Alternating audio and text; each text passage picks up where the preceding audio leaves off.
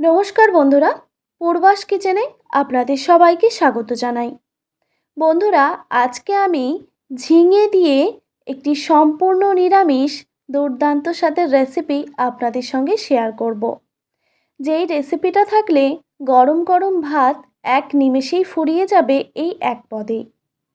ঝিঙের রেসিপি বানানোর জন্য আমি এখানে ঝিঙে নিয়েছি, আর ঝিঙেগুলো এইভাবে কেটে পরিষ্কার করে ধুয়ে নিয়েছি। ঝিঙের খোসাটা ছাড়িয়ে তারপর ঠিক ছোট্ট ছোট্ট করে কেটে নিয়েছি। আর এখানে বলে রাখি বন্ধুরা, ঝিঙে প্রথমে পরিষ্কার করে ধুয়ে তারপরে কেটে নিতে হবে। না হলে দেখবেন ঝিঙে রান্না করার সময় প্রচুর পরিমাণে জল বেরিয়ে যায়, আর জলটা শুকনো হতে অনেকটাই টাইম লেগে যায়। এবার দেখুন, একটা কড়াইতে আমি দিয়ে দিচ্ছি প্রায় 2 টেবিল চামচ পরিমাণে সর্ষের তেল। তেল গরম হয়ে গেলে একটা তেজপাতা দিয়ে দিলাম, আর দিয়ে দিচ্ছি হাফ টেবিল চামচ পরিমাণে কালো জিরে। আমি ফোড়নে কালো জিরে ব্যবহার করছি। আর দিয়ে দিচ্ছি 4 থেকে 5টা কাঁচা লঙ্কা চেরা। এবার কালো জিরে আর কাঁচা লঙ্কাটা একটু ভেজে নিতে হবে। আর এই রেসিপিতে আমি নিয়েছি আলু। আমি একটা বড় সাইজের আলু এইরকম চৌকো চৌকো করে কেটে পরিষ্কার করে ধুয়ে রেখেছি। প্রথমে আমি আলুটা ভেজে নেব। এবার দিয়ে দিচ্ছি স্বাদ মতো নুন। নুন দিয়ে আলুটাকে বেশ লাল করে ভেজে নিতে হবে।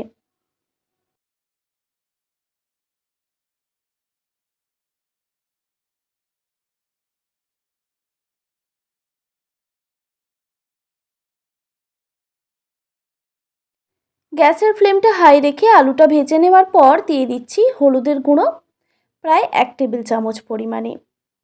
তারপর হলুদের গুঁড়োটা আলুর সঙ্গে খুব ভালোভাবে মিশিয়ে নেওয়ার পর দিয়ে দিচ্ছি কেটে পরিষ্কার করে ধুয়ে রাখা ঝিঙে।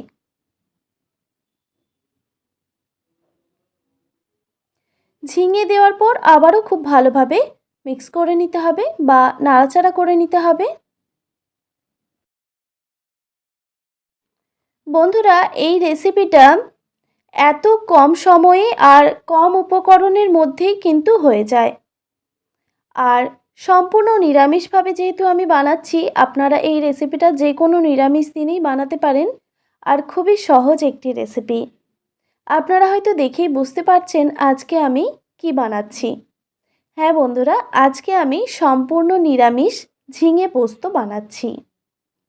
খুব ভালোভাবে যখন নাড়াচাড়া করে নেওয়া হয়ে যাবে, তখন একটি ঢাকনা দিয়ে ঢেকে দিতে হবে প্রায় 4 থেকে 5 মিনিটের জন্য। গ্যাসের ফ্লেমটা অবশ্যই হাইতে রেখে, কারণ ঝিঙে থেকে অনেকটাই জল বেরিয়ে যাবে। তো 5 মিনিট পর ঢাকাটা আমি সরিয়ে নিলাম। দেখতেই পাচ্ছেন বন্ধুরা, ঝিঙে থেকে কিন্তু অনেকটাই জল বেরিয়েছে। আর এই রান্নাটা করার সময় গ্যাসের ফ্লেম একদম লোতে রাখা যাবে না। সব সময় গ্যাসের ফ্লেমটা হাই রেখেই রান্না করে নিতে হবে। আবারও আমি ঢাকনা দিয়ে ঢেকে দিচ্ছি প্রায় 3 থেকে 4 মিনিটের জন্য। 3-4 মিনিট পর ঢাকাটা আমি সরিয়ে নিলাম। কোনো রকমভাবেই কিন্তু ঝিঙের জল একদমই শুকিয়ে আসছে না। আপনারা হয়তো দেখেই বুঝতে পারছেন। আলু আর ঝিঙে ঠিকমতো সেদ্ধও হয়ে গেছে। তো এইভাবে আমি আরও কিছুক্ষণ রান্না করে নেব।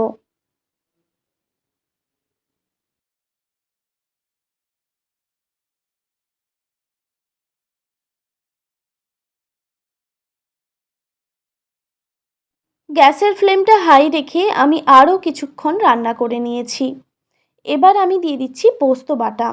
আমি এখানে 2 টেবিল চামচ পরিমাণে পোস্ত মিক্সিতে বেটে রেখেছিলাম, সেটা দিয়ে দিচ্ছি।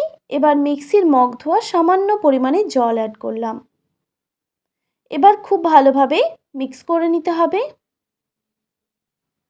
খুব ভালোভাবে মিক্স করে নেওয়ার পর আবারও আমি গ্যাসের ফ্লেমটা হাই রেখে বেশ কিছুক্ষণ এটাকে রান্না করে নেব।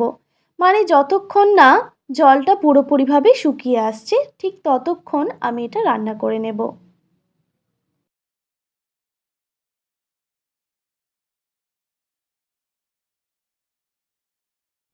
বেশ কিছুক্ষণ সময় নিয়ে আমি এটাকে রান্না করে নিয়েছি। দেখতেই পাচ্ছেন বন্ধুরা, ঝিঙে পোস্ত আমাদের একদম রেডি। এবার এই রেসিপিটা আমি গরম গরম ভাতের সঙ্গে পরিবেশন করব। আশা করি আজকের রেসিপি আপনাদের ভালো লেগেছে।